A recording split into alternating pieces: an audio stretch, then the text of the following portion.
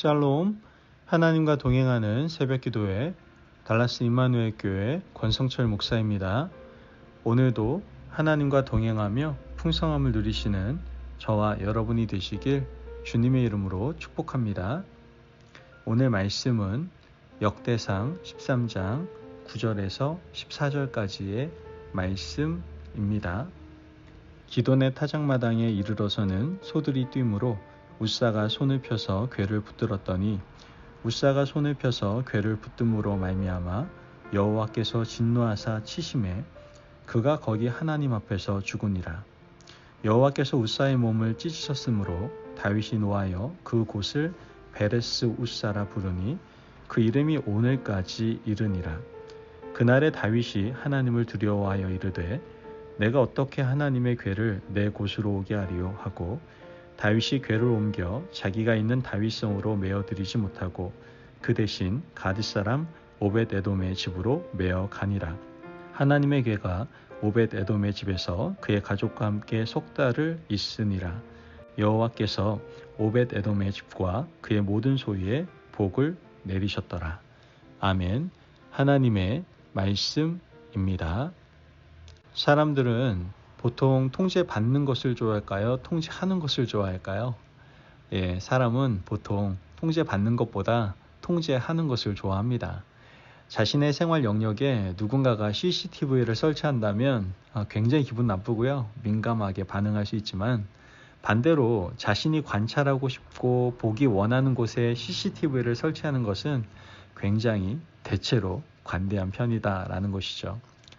사람은 누구나 자신의 생활 영역 속에 있는 사물과 사람을 통제하고 싶어 합니다. 자연스러운 현상이지만 이런 통제의 본성, 욕망이 하나님에게까지 옮겨지게 되면 그때는 돌이킬 수 없는 비극이 일어나게 된다는 것이죠.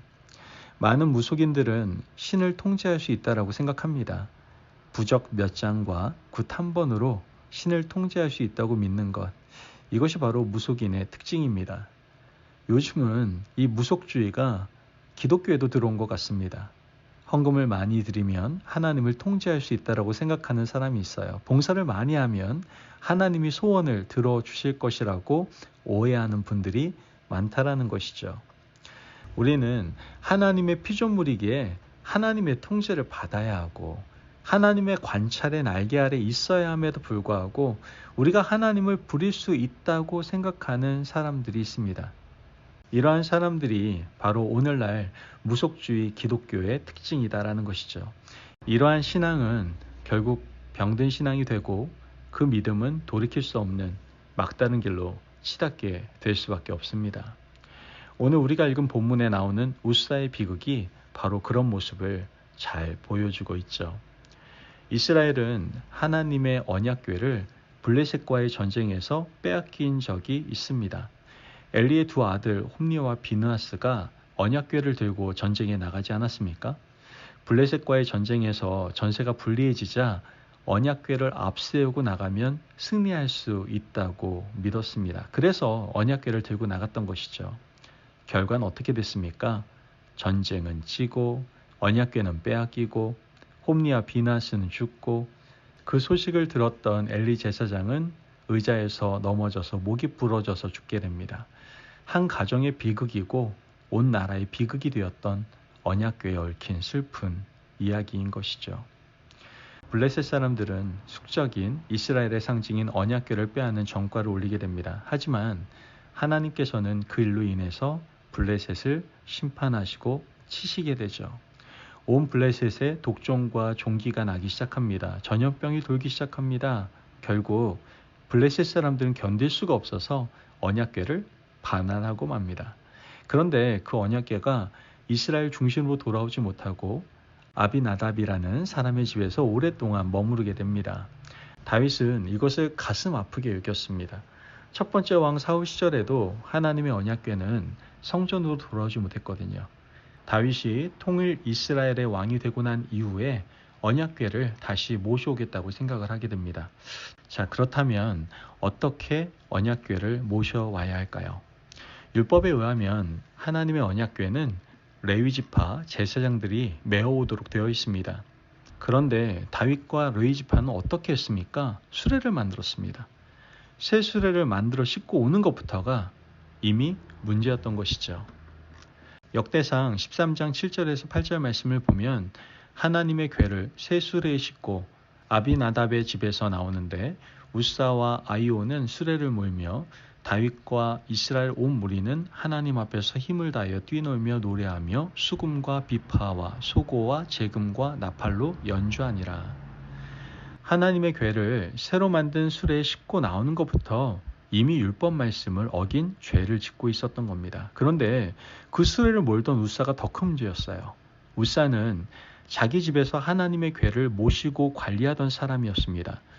하나님의 궤를 관리하다 보니 너무 익숙해진 나머지 하나님도 자신이 관리한다라고 착각했던 것 같습니다.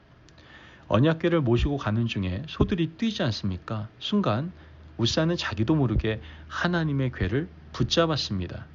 율법에 의하면 하나님의 궤는 만지지 못하도록 되어 있습니다.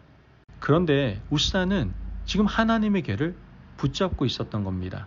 그러자 하나님이 진노하셔서 우사를 치시고 그 즉시 우사가 죽게 됩니다. 오늘 본문 9절의 10절 말씀을 보면 기돈의 타작마당에 이르러서는 소들이 뛰므로 우사가 손을 펴서 궤를 붙들었더니 우사가 손을 펴서 궤를 붙듦으로 말미암아 여호와께서 진노하사 치심으로 그가 거기에 하나님 앞에서 죽으니라. 여러분, 우사가 과연 이 율법을 모르고 그랬을까요? 그렇지 않아요. 몰랐다기보다 너무 익숙해져 있었기 때문에 일어난 일이었다라는 것이죠. 오랫동안 하나님의 궤를 관리하다 보니 하나님의 말씀도 자신이 통제하고 관리할 수 있다라고 믿었던 것 같습니다. 그래서 순간적으로 소들이 뛰자 우사는 하나님의 궤를 붙들고 말았던 것이죠. 익숙해져 있는 사람의 잘못된 모습이 이와 같이 성경에 기록되고 있는 겁니다. 여러분, 이처럼 하나님이 익숙해지고 신앙생활이 편해지면 말씀이 희미해집니다. 초신자 시절을 지나서 수십 년 동안 신앙생활을 하며 교회 중직이 되다 보면 예배당 문에 들어설 때의 설렘과 두려움과 그리고 옷깃을 여미는 그 뜨거운 마음이 이제는 점점 사라져 가게 됩니다. 익숙해진 나머지 내가 교회를 관리할 수 있고 통제할 수 있다고 생각하다 보니 이제는 하나님까지 내 마음대로 통제하고 관리한다고 믿는 것이죠. 여러분, 이런 믿음은요, 타락한 믿음이고 잘못된 신앙입니다. 여러분, 오늘 말씀을 잘 보십시오. 자기 집에 하나님의 궤가 오랫동안 머물러 있었기 때문에 그것이 생활의 한 부분이고 내 삶의 한 영역이 되어서 하나님까지도 관리하고 마음대로 할 수 있다고 생각한 것이 결국 죽음을 불러오지 않았습니까? 신앙을 처음 가진 분들은요, 예배당에 들어올 때 두려운 마음을 가집니다. 처음 하나님을 믿는 분들은요, 두렵고 떨리는 마음을 가지게 돼요. 하지만 시간이 지나면 지날수록 그 마음은 점점 옅어지고 말씀이 옅어진 시간이 더 많이 경과하면 자신이 관리자가 되고 하나님까지도 통제할 수 있다는 착각에 빠지게 된다는 것이죠. 이건 너무나 불행한 일이 아닐 수 없습니다. 우리는 절대로 이 자리까지 내려가서는 안 됩니다. 오늘 말씀을 보니까 이와는 반대 이야기, 바로 오베데돔의 집을 소개하고 있습니다. 일이 이렇게 되자 다윗은 하나님의 언약궤를 예루살렘으로 모셔가지 못하게 됩니다. 그래서 가드 사람 오베데돔의 집으로 궤를 다시 메어가게 되죠. 오늘 본문 13절에서 14절 말씀을 보면 다윗이 궤를 옮겨 자기가 있는 다윗성으로 메어 드리지 못하고 그 대신 가드 사람 오베데돔의 집으로 메어가니라. 하나님의 궤가 오베데돔의 집에서 그의 가족과 함께 석 달을 있으니라. 여호와께서 오베데돔의 집과 그의 모든 소유에 복을 내리셨더라. 아멘. 오베데돔의 집에서 하나님의 궤가 석 달 동안 머무르게 됩니다. 그런데 그 기간 동안 이곳에 하나님의 큰 복이 내려지게 되었어요. 그러나 반대로 우사의 집에는 긴 시간 동안 머물러 있었지만 그곳에는 우사의 죽음만 남겨졌다라는 것이죠. 이것이 오늘 우리에게 주는 의미가 무엇일까요? 신앙생활을 오래 했다고 그것이 복이 되지 않는다라는 거예요. 중요한 것은 오늘 처음 믿는 것처럼 첫사랑의 감격과 열정을 가지고 우리가 믿음 생활 해야 된다라는 거예요. 마치 오늘 내가 주님을 영접한 바로 첫날처럼 두려운 마음, 떨리는 마음, 기쁜 마음, 행복한 마음으로 우리가 믿음 생활하며 오늘 하루를 살아가야 된다라는 것이죠. 그러므로 오늘도 주님과 동행하며 설레는 마음으로 교회를 출입하시기를 바랍니다. 하나님의 말씀을 읽으시고 하나님의 말씀이 주시는 기쁨으로 살아갈 수 있는 하나님의 백성들이 되셔서 오벳에돔의 집에 내리셨던 큰 복이 오늘 저와 여러분에게 임하시기를 주님의 이름으로 축복합니다. 아멘. 기도하겠습니다. 사랑이 많으신 하나님 감사합니다. 오늘도 우리에게 귀한 말씀의 은혜 허락하심을 감사합니다. 하나님, 우리가 무속주의 기독교를 떠나 진실한 말씀을 의지하게 하여 주옵소서. 하나님, 연약한 우리가 하나님을 통제할 수 없음을 깨닫고 늘 하나님의 통치 안에 살아감으로 하나님께서 허락하시는 놀라운 복을 누리며 살아갈 수 있는 저희가 되게 하여 주옵소서. 감사하며 예수님의 이름으로 기도합니다. 아멘.